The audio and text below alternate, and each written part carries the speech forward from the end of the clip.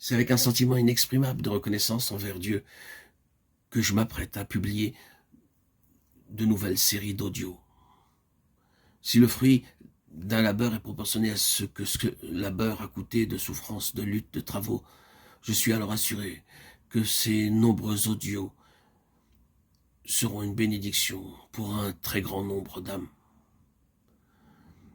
Il a une histoire et cette histoire ne sera parfaitement connue que lorsque les audios seront ouverts, écoutés.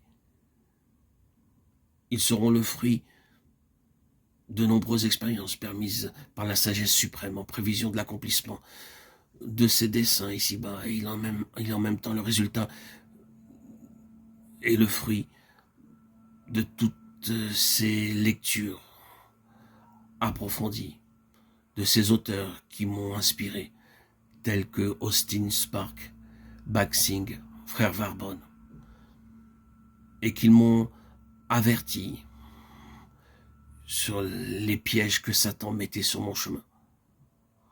Le flot menaçant des armées du prince des ténèbres qui pouvait entraîner et submerger les plus consacrés, les meilleurs, en contrefaisant l'activité divine. Et ceux qui avaient discerné la vérité et vu le piège s'étaient jetés à genoux et avaient répandu devant Dieu leur prière angoissée. Manifestez, répandez la lumière que vous avez reçue. Telle fut la réponse accordée à leur prière.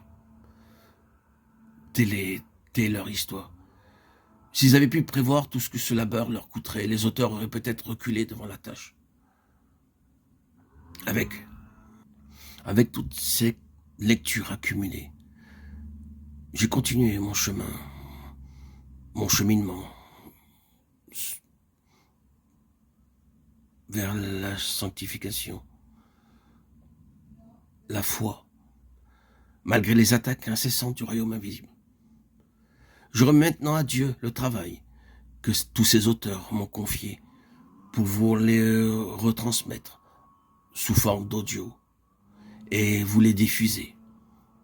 Je remercie Dieu qui m'a soutenu, Dieu qui m'a donné des preuves sans nombre de sa protection, qui dans sa grande bonté m'a permis de connaître ces auteurs merveilleux et m'a accordé la délivrance. Je remercie tous ces frères, tous ces messagers de Christ qui m'ont transporté, inspiré, qui m'ont permis de réaliser mon rêve le plus fou, marcher sur les pas de Christ.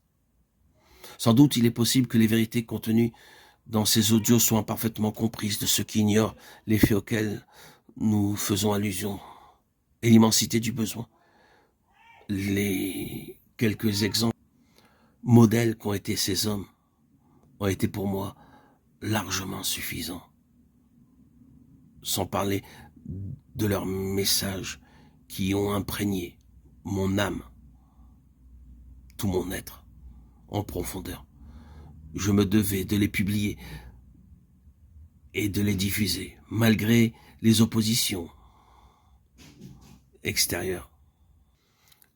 Les diffuser pour moi était collaborer avec ces croyants, ces messagers de Christ, qui ont vécu au XXe siècle. En les diffusant, je pouvais traiter de l'action de Dieu dans l'homme et de ce que l'homme doit faire pour collaborer avec Dieu.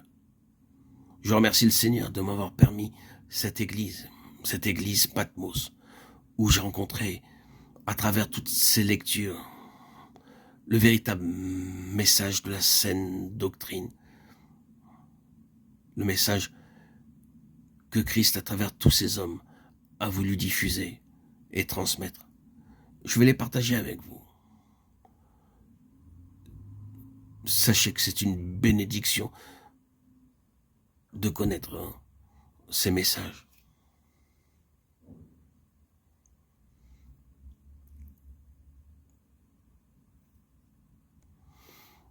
Pour les chrétiens à tous les degrés de croissance dans la vie spirituelle, qui s'approprieront simplement ce qui est à leur portée, laissant ce qui les dépasse pour ceux dont les besoins sont plus profonds que les leurs. La lumière se fera alors éclatante sur les choses jusque-là obscures, incompréhensibles de leur vie et de leur entourage. Et plus tard, peut-être, eux aussi seront amenés à comprendre et à s'approprier ce qui les dépasse aujourd'hui. Ce fut mon cas.